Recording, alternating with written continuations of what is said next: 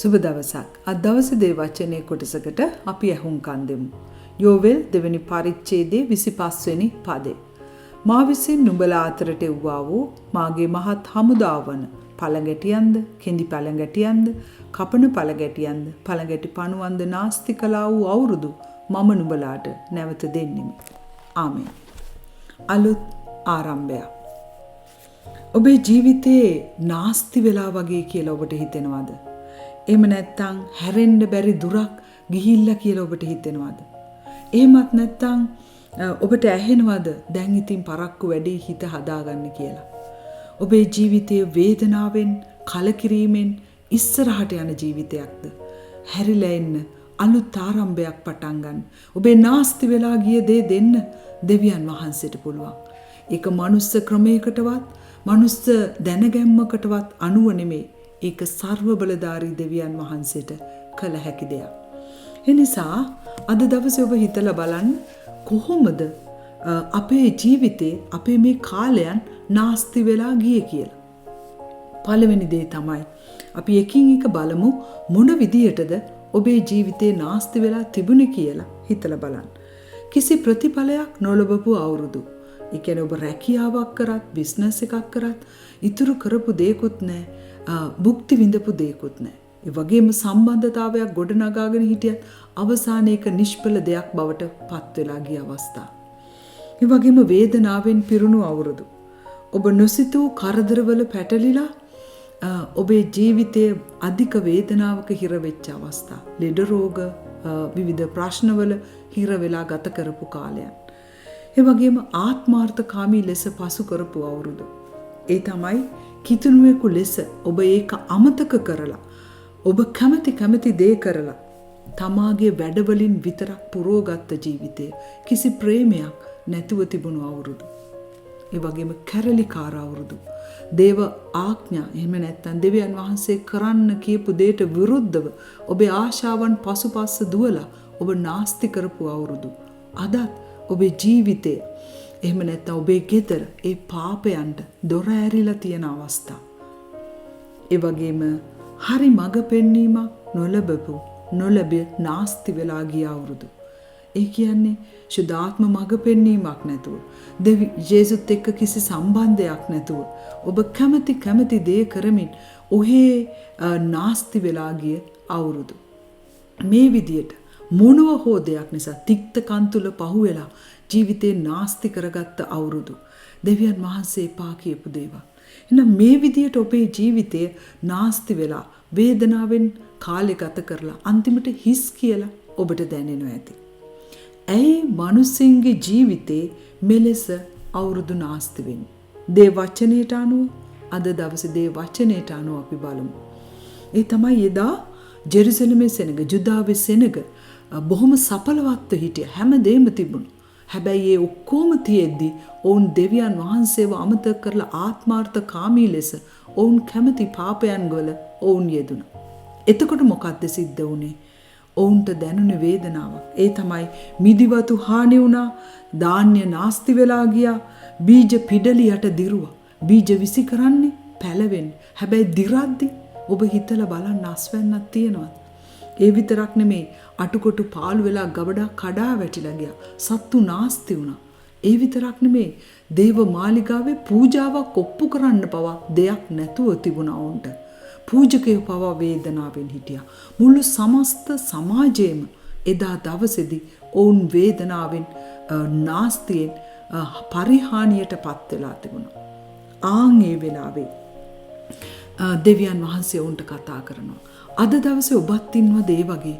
ජීවිතේ බලන අත කිසි සන්තෝෂයක් නැහැ, සඵලත්වයක් නැහැ. නාස්ති වෙලා මට පේන්නේ නිකන් හානි වෙලා කිසි සන්තෝෂයක් නැහැ කියලා ඔබට දැනෙනවද? දකින්නේ වේදනාව කියලා ඔබට තේරෙනවද? අධෛර්ය කලකිරීම කියලා ඔබට දැනෙනවද? ඔබටත් වෙනස් වෙන්න කාලයක්. ඒ කොහොමද? පසුතැවිලි වෙලා. එදා දෙවියන් වහන්සේ යෝවෙල් ලවා ඒ දේ කතා කරනවා. ඔබට දැන් මම හොඳටම දන්න දෙයක් තමයි මිනිස්සු අකමැතිම දේ තමයි පසුතැවිලි වෙන්න කියන දේ. ඇයි ඒ? සාතන් හරි කැමති කියන්න ඔබට ඔයා කිසිම පාපයක් කරලා නැහැ. ඔයා පව් කරලා නැහනේ කියලා කියන්නේ. ඔබ අහුවෙන්න ලොකුම උගුල ඔන්න ඕක තමයි. ඔබ තනියම හිතලා බලන්න දෙවියන් වහන්සේගේ වචනේ කියවලා ඔබ අතින් කොච්චර වරදක් වෙලා තියෙනවද කියන එක ඔබට දැනේ. එදා දෙවියන් වහන්සේ යෝවෙල් දෙවෙනි පරිච්ඡේදයේ 12:13 මෙන්න මෙහෙම කියනවා.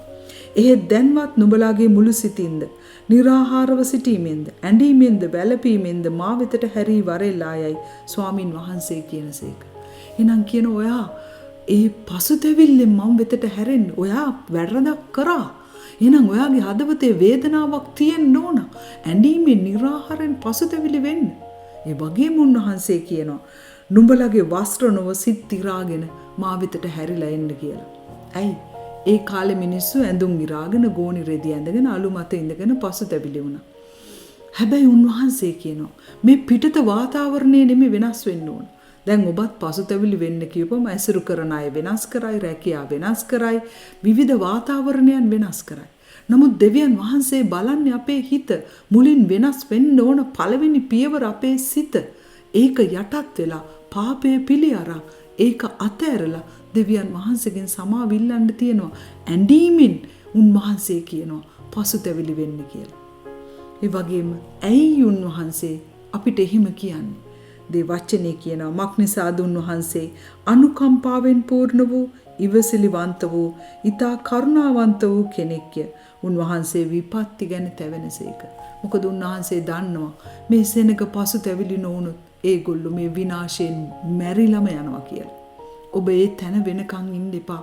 ඔබේ වේදනාව අතහැරලා ඔබේ ජීවිතය අලුත් වෙන්න ඕන නම් දෙවියන් වහන්සේගේ පාරට එන්න. ඒ පාරේ ඔවුන් නිතන්ට ආවට පස්සේ ඔවුන්ට මොකද්ද සිද්ධ වුනේ?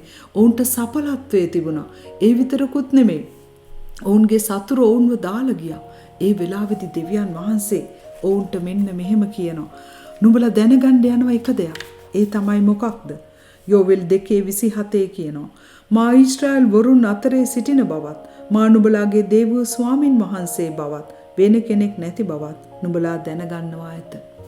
ඇත්තටම ඔබ වෙනස් වෙලා ඔබ ජීවිතේ උන්වහන්සේ වෙතට හැරුණොත් දැනගන්න යන ප්‍රධානම දේ මාත් එක්ක දෙවියන් වහන්සේ හිටියා. මග නැති වෙච්ච සියලු දේ මට ප්‍රීතිය නැවත ලබා දුන්නා. ඒ විතරක් නෙමෙයි මට ඒ ඇරෙන්න වෙන දෙවි කෙනෙක් නෑ මගේ ජීවිතේටම එකම දෙවියන් වහන්සේ. ඒ වගේම මම ඔබට පුංචි උදාහරණයක් කියනවා. ඔබ බලන්න පසුතැවිලි වෙලා හැරිලා එද්දි සිද්ධ වෙන දේ. ඒ තමයි ජේසු උගන්වපු කතන්දරය අකීකරු පුත්‍රයාගේ කතාව. අකීකරු පුත්‍රයාට තේරෙද්දී මං ඉන්නේ කසල ගොඩක ගඳ ගහන තැනක වේදනාකාරී තැනක කියලා. ඔහු පසුතැවිලි වෙලා පියාව හොයාගෙන එද්දි පියා ආවේ කොහොමද? දෑත දිගු කරගෙන සන්තෝෂෙන්. ඒ විතරකුත් නෙමෙයි වස්ත්‍රයක් පැළඳුවා, මුදුවක් දැම්මා, ප්‍රීති උත්සවයක් ලැබුවා. මෙච්චර ආදරයක් ප්‍රකාශ කෙරුවා. අද දවසේ අපිවත් උන්වහන්සේ පිළිගන්නේ වගේ අපේ පාපය උන්වහන්සේ කියන විදියට අපි අතෑරලා උන්වහන්සේ වෙතට හැරුණොත් අපිටත් උන්වහන්සේගේ ඒ මුදුව නැතුව ගියත් උන්වහන්සේ දෙනවා අපිට තෑග්ගක්. ඒ තමයි ශුද්ධාත්මයන් වහන්සේ. ඒ වගේම අපිට දෙනවා වස්ත්‍රයක්, ධර්මිෂ්ඨකමේ වස්ත්‍රය. ඒ වගේම අපිට තියෙනවා ප්‍රීතිය. ඒ තමයි සදාකාලික ස්ථානික ප්‍රීති ස්ථානික ඒ බලාපොරොත්තුව ජීවිතය අපිට දෙනවා. ඒ නිසා මේක ලබා ගන්න උන්වහන්සේ වෙතට එන්න. හැබැයි හොඳට මතක තියාගන්න. ඔබේ ජීවිතය අලුත් වෙන්න යන්නේ මනුස්ස ක්‍රමයකටවත් ඒ මනුස්ස මට්ටමකට අනුවත් නෙමෙයි. ඒ නිසා ඔබ හිතන්න යන්න එපා ඒක කොහොමද දෙවියන් වහන්සේ කරන්නේ කියලා. ඔබ උන්වහන්සේ කියපු දේ කරන්න. මොකද උන්වහන්සේ සර්ව බලධාරී දෙවියන් වහන්සේ. ඒක ස්වර්ගික ක්‍රමය අනුව ඔබේ ජීවිතේ වෙනස් වේ. ඒ නිසා ඔබ උන්වහන්සේ වෙතට බාර වෙලා වෙනස් වෙන්න. අලුත් ආරම්භයක් උන්වහන්සේ තුලින් පටන් ගන්න. ඔබට ජේසු පීඨයි.